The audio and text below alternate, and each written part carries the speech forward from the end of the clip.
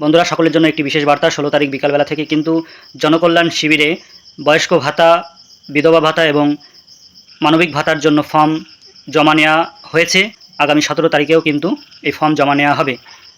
যারা নতুন করে আবেদন করতে চান তারা কিন্তু এখানে আবেদন করতে পারেন। তারা যদি বাড়ির থেকে ফর্ম লিখে নিয়ে কোনো একটা জায়গা থেকে জোগাড় করে ফর্ম লিখে নিয়ে যায় তাহলে খুব ভালো হয়।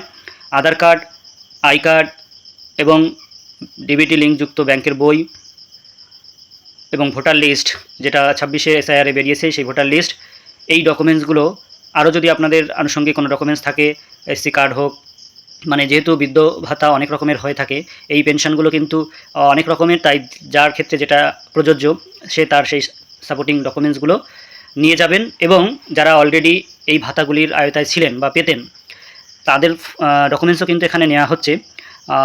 তাদের ফর্ম হয়তো ফিল আপ করতে হচ্ছে না, তাদের ডকুমেন্টস হিসাবে তারা আই কার্ড, আধার কার্ড এবং ভোটার লিস্ট এগুলো কিন্তু জমা দেবেন। আপনাদের ডিবিটি লিঙ্কযুক্ত ব্যাংকের বই আগে থেকে না থাকে বা এখন যদি করে থাকেন, সেই ডিবিটি লিঙ্কযুক্ত ব্যাংকের বইয়ের পাসবুকের জেরক্স আপনারা সঙ্গে দিতে পারেন এবং আনুষঙ্গিক যে ডকুমেন্টস সেগুলো আপনারা দিতে পারেন।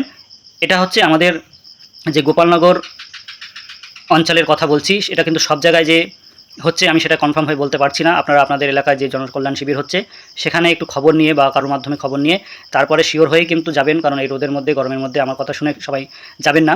আমি যেটা বলছি সেটা হচ্ছে গোপালনগর যে বিভূতিভূষণ লাইব্রেরি প্রাঙ্গণে যে ক্যাম্প হচ্ছে সেখানে কিন্তু সেইখানে যে অঞ্চলগুলির ডকুমেন্টস জমা নেওয়া হচ্ছে বা প্রকল্পগুলির জন্য কাজ হচ্ছে সেই কথাটা আমি কিন্তু বলছি, সব জায়গার কথা নয়। অনেক জায়গায় আমিও শুনেছি যে নিচ্ছে, কিন্তু কোন কোন জায়গায় নিচ্ছে, কোন কোন জায়গায় নিচ্ছে না আমি এইভাবে লিস্ট ধরে তো বলতে পারছি না। আপনারা অনেক যারা বিভিন্ন জায়গা থেকে ভিডিওটা দেখছেন তারা একটু তাদের যদি এটা প্রয়োজন হয় বা আপনাদের চেনাশোনা যদি কেউ থেকে থাকে, পরিবারের হোক বা আশেপাশের বৃদ্ধ ভাতা, মানবিক ভাতা বা বিধবা ভাতার জন্য তারা আবেদন করবেন বা আগে পেতেন, নতুন করে আবেদন করতে চায়, সেক্ষেত্রে আপনারা একটু ওখানে জমা নেওয়া হচ্ছে কিনা একটু কনফার্ম হয়ে তারপরে তাদেরকে যেতে বলবেন। আর যারা এই অঞ্চলের অর্থাৎ গোপালনগর পার্শ্ববর্তী অঞ্চলে, তারা কিন্তু এই বিভূতিভূষণ যে প্রাঙ্গণ সেখানে কিন্তু এটা আজ বিকাল থেকে জমা নেওয়া শুরু হয়েছে, কালকেও নেওয়া হবে। আপনারা কিন্তু এখানে চাইলে জমা দিতে পারেন। আর এই বিষয়ে যদি কোনো প্রশ্ন থেকে থাকে তাহলে অবশ্যই কমেন্টে জানাতে পারেন, এবং যদি এটা নাও নেওয়া হয়ে থাকে আর কেউ যদি শিওর হয়ে থাকেন সেটাও কিন্তু কনফার্ম জানাতে পারেন, বা কোন কাউন্টারে এই কাজগুলো হচ্ছে আপনারা যদি কেউ জেনে থাকেন। আমি যতদূর জানি 2 নম্বর এবং 19 নম্বর কাউন্টারে এটা হচ্ছে।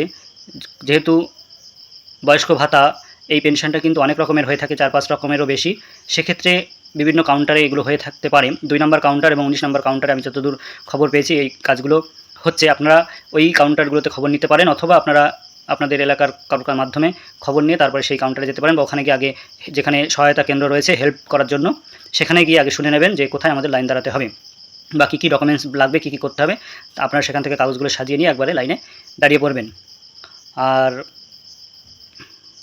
জনকল্যাণ শিবিরে কিন্তু বৃক্ষ দেওয়া হচ্ছে আমি যতদূর দেখলাম, তা আপনারা চাইলে সেখান থেকে বৃক্ষ ওখান থেকে চেয়ে নিয়ে আসতে পারেন বাড়িতে লাগানোর জন্য বা পতিত জায়গা যেখানে রয়েছে সেই জায়গাগুলিতে। এবং ওখানে কিন্তু স্বাস্থ্য শিবিরও রয়েছে, আপনারা চাইলে চিকিৎসা করানোর জন্য যেতে পারেন, প্রাথমিক চিকিৎসার জন্য বা চেক আপের জন্য। তবে এটা শিওর হয়ে নেবেন যে সত্যি সত্যি কতটা সুযোগ সুবিধা ওখানে পাওয়া যাচ্ছে। অনেক আশা নিয়ে হয়তো গেলেন, দেখলেন যে সেরকম কিছুই নয়, তখন আপনি আমাকে খারাপ বলবেন যে আপনার কথা শুনে আমি গেলাম কিন্তু সেরকম কিছুই দেখলাম না। তা যতদূর আমরা জানি আর কি, জনকল্যাণ শিবিরে যেগুলো হওয়ার কথা সেটা তুলে ধরলাম। আমি নিজেও 15 তারিখে গেছিলাম, সেখানে আমি নিজে দেখেছি হচ্ছে, তাই আপনাদের বললাম। তা আপনারা এই সংবাদটি বা খবরটি সকলকে একটু জানিয়ে দেবেন, যাতে এই সুবিধা, যারা কনফিউশনে রয়েছে, কারণ কেউ বলছে হচ্ছে, কেউ বলছে হচ্ছে না, কিন্তু আজ আমি অনেকটা কনফার্ম হয়েই বলছি যে জমা নেওয়া হচ্ছে 16 তারিখের বিকালবেলা থেকে, এবং 17 তারিখেও নেওয়া হবে। আপনারা কিন্তু চাইলে জমা দিতে পারেন। আর যদি আপনাদের ফর্ম লাগে তাহলে কমেন্টে বলবেন, আমি আপনাদেরকে ফর্ম পাঠিয়ে দেবো। আর আমি পোস্ট করে রাখছি ফর্মগুলো, আপনারা চাইলে সেখান থেকে নিয়ে প্রিন্ট আউট করে ফর্ম পূরণ করে জমা দিতে পারেন। ধন্যবাদ সকলকে।